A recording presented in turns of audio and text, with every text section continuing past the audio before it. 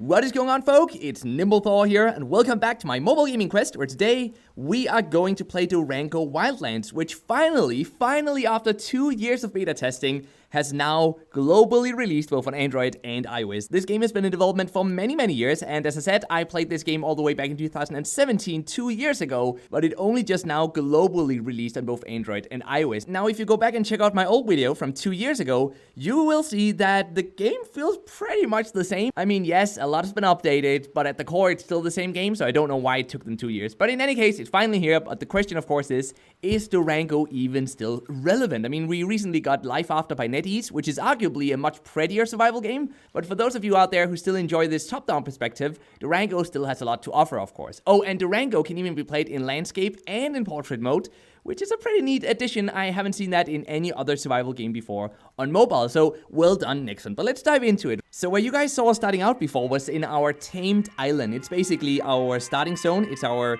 own little haven where nothing can really harm us, and there's no PvP, and we don't really have to be afraid of much of anything, really. That's where we built up our home base. But now, though, we have finished sailing to another island, a level 15 island, where we can see other players, by the way, real-time multiplayer, that's nice. We can go out here and we can collect resources. Say we need some of this stock, for example, so we can start collecting that. There are 5 of those to collect from this plant here, and we can do the same with other plants. Now, while we're out here, we want to try to actually tame a dinosaur. So let's see if we can do that properly. We should be able to do that if we can stun the enemy. So let's try stunning it. Let's try stunning it with this attack here coming up. That did not work. Maybe this one will work. And then if we can tame it, we should get the option to do so. I think this might just be the wrong mob though, so maybe we'll not be able to tame this one. But the point is, you can in fact tame dinosaurs, and you know, that is pretty awesome. The graphics look great, the controls work amazing, and you know, overall this game just feels basically like Jurassic Park, which I think for many people has been a dream for many years, to be able to play in a world set in this, you know, not the official Jurassic Park, but at least a Jurassic Park-like universe. And that's basically what Durango Wildlands gives us.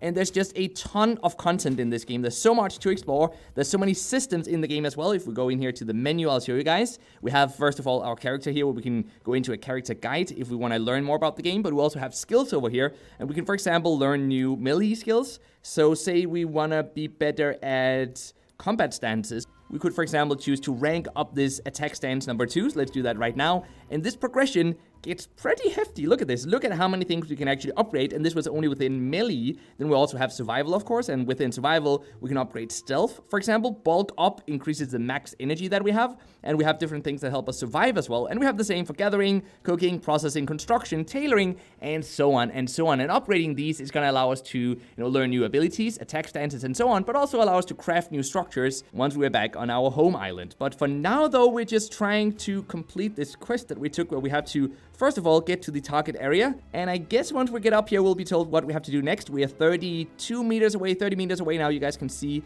an indicator in the top right corner of the screen. We're definitely going in the right direction. All right, so what do we have to do? Acquire level 5 or higher stone chunk. So how can we do that? We gotta find some stone. There's plenty of that just down here, if I remember correctly. There's a boulder here, so let's try collecting something from the boulder. Can we click it? Yes, there we go. Let's try mining this boulder up here. Oh, wait, the lizard. Is the lizard attacking us? I think the lizard is trying to attack us. Let's just go into combat stance here and attack this lizard. And I mean, it's a lizard, so it should be relatively easy to kill. Let's see. We have it down to about 60% HP so far. We attack automatically, by the way. So once we get into a combat stance, we continuously attack with the normal attack, and then we can use the abilities down here in the bottom right corner of the screen. So one of them is a dodge ability, and then the rest are attack abilities instead. So let's continue with our quest here and mine some from this boulder.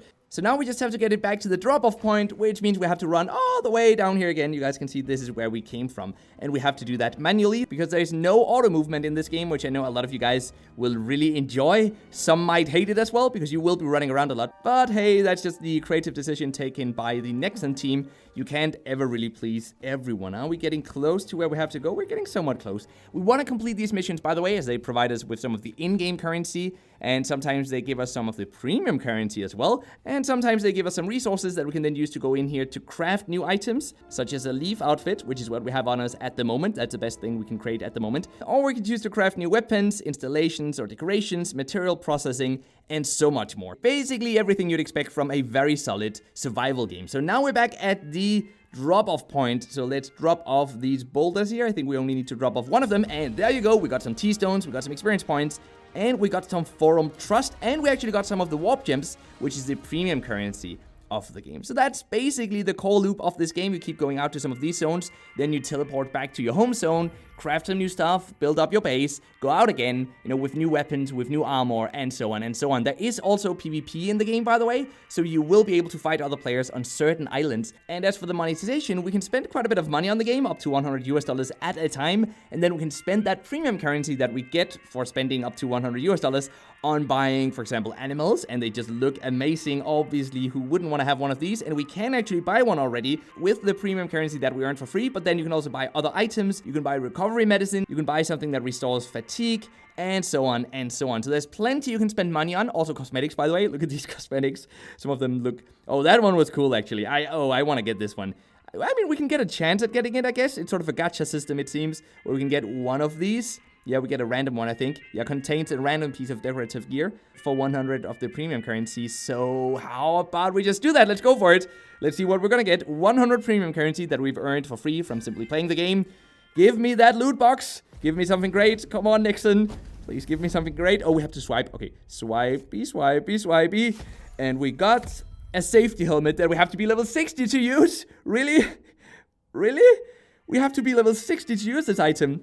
So we have to wait for such a long time. We're only about, I think, level 14 or so at the moment. There was a bit of a bummer, honestly, but there is plenty of stuff you can buy through in-app purchases. So from the looks of it, it seems that these in-app purchases might have a slight impact on PvP later on in the end game, but it's still too early to definitively say, and it seems we're never really limited as a free player, which I'm glad to see, because that means that we should, at the end of the day, be able to grind everything as a free player, and that's obviously how it should be. Something that I don't feel NEXON ever really fixed is that combat, to me at least, still feels somewhat slow.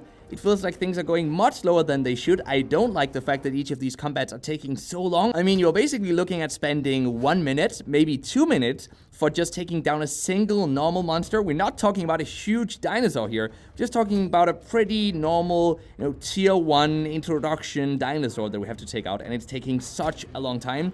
I don't really like that. I find it too boring. But hey, maybe it is just me. I don't know. What do you guys think about the combat system? Do you also find it too slow? Or do you actually prefer that it's a bit more nearly turn-based? It is live action, but it feels nearly turn-based. Let me know your thoughts in the comment section down below. So my conclusion on Durango Wildlands is that it's definitely the best top-down survival game, but Life After, though, was just so much fun to play, and I feel like they're trying to push the survival genre a bit further than NEXON is trying to do. But if I had to pick, I'd be pretty hard-pressed to really decide on one or the other, because the gameplay experience is vastly different. NEXON, with Durango Wildlands, giving us this top-down perspective, whereas NetEase's Life After gives us more of a first-person, nearly shooter-like experience. So the games are vastly different. I would say Durango definitely beats Last Day on Earth Survival, and those two games are more comparable than, say, for example, Life After. In Durango Wildlands, we do have to wait for buildings to build, by the way. That's one of the ways they monetize as well. We can pay to speed that up.